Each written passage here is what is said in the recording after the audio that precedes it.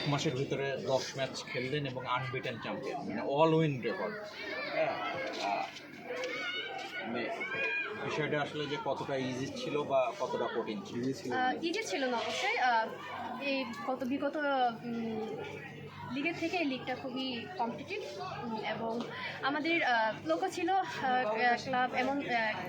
ক্লাবেরও লক্ষ্য ছিল যে এই শিরোপাটা ধরে রাখার। আমরা ওইটা ফুলফিল করতে পেরেছি এবং আমরা হ্যাপি। আজকে ফাইনালে ফার্স্ট হাফে আসলে যে অনেক প্রেশারের ভিতরে ছিলেন আপনারা, দেখলাম যে বল কন্ট্রোল বলেন, রিসিভিং বলেন, একটু নার্ভাস ছিলেন নাকি? কারণ হেরে গেলে আবার প্লে অফের একটা বিষয় ছিল না।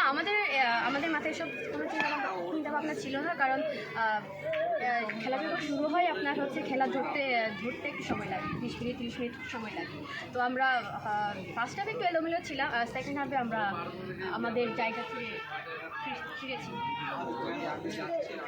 আচ্ছা রিতা, আমার একটা প্রশ্ন ছিল যে তোমরা যে এখানে লিগটা যে খেলার পর টার্ফে খেলা হয়েছে, আর তোমরা খেলতে যাবে এফসি এশিয়ান নারী এশিয়ান কাপে চূড়ান্তভাবে ওখানে খেলা হবে ঘাসের মাঠে।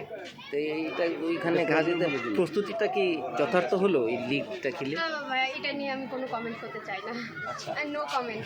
আমি এই লিগ নিয়ে আরেকটু করি যে এবার আসলে যে মানে আপনি বলতেছেন কম্পিটিটিভ হয়েছিল, কিন্তু আপনারা অল উইন রেকর্ড, আর্মিও ভালো খেলছে, ফরাসগঞ্জ ছিল। ন্যাশনাল টিমের প্লেয়ারগুলো কি আপনার ডিস্ট্রিবিউট করে দেওয়াতেই কি এই কম্পিটিশনটা তৈরি হয়েছে? এটা আসলে এটা ভালো দিক ছিল, কারণ এর আগের লিগে হচ্ছে সবাই ন্যাশনাল প্লেয়াররা সবাই একটা টিমে খেলতো, যার কারণে তেমনটা কম্পিটিটিভ ছিল না। এবারে হচ্ছে ফুল সিস্টেমটা করার পরে হচ্ছে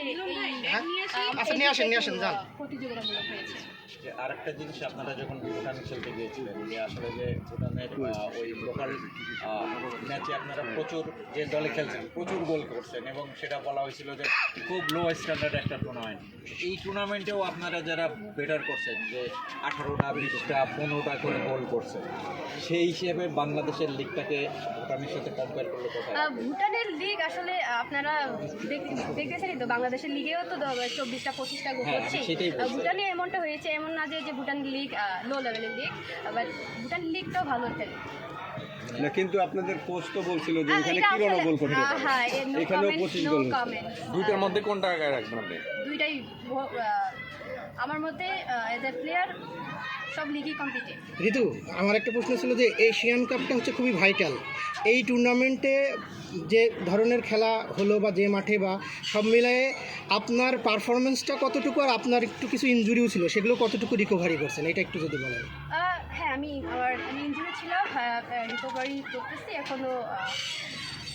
সব মিলে আসলে আপনারাই দেখতেছেন, আমার কোনো কিছু বলার। বাংলাদেশে ফিজিওথেরাপিস্টের ভূমিকাটা কতটুকু আপনার কি মনে হয়? অবশ্যই গুরুত্বপূর্ণ, অবশ্যই। মানে ফেডারেশন কি চাইলে একটা প্রফেশনাল ফিজিওথেরাপিস্ট সব প্লেয়ারের জন্য একটু করতে পারে, ওই জায়গাটা একটু যদি বলতেন। প্লেয়ারদের জন্য তো একটা ভালো ফিজিওথেরাপি দরকার। আচ্ছা, আমি আর কি করতে চাই, 10টা ম্যাচ খেললে এই ম্যাচটা আপনাদের কতটুকু ন্যাশনাল টিম যারা খেলছে কতটুকু উপকার দেবে? যে আসলে যে সামনে একটা ইন্টারন্যাশনাল টুর্নামেন্ট রয়েছে বড় একটা, এই ডোমেস্টিক এই ম্যাচগুলো হ্যাঁ, উপকার দিচ্ছে। আমরা যে খেলার উপরে থাকতে পারতেছি, আমরা আমাদের ফিটনেস ধরে রাখতে পারতেছি, এটা আমাদের জন্য অনেক ভালো। আমরা যে খেলার উপরে থাকতেছি। আচ্ছা, এখানে তো টার্ফে তোমরা তো অনেক খেলবে হচ্ছে ঘাসের মাঠে, থ্যাংক ইউ। আচ্ছা ঠিক আছে, থ্যাংক ইউ। বিষয় সেটা বলছে না, আমি করছি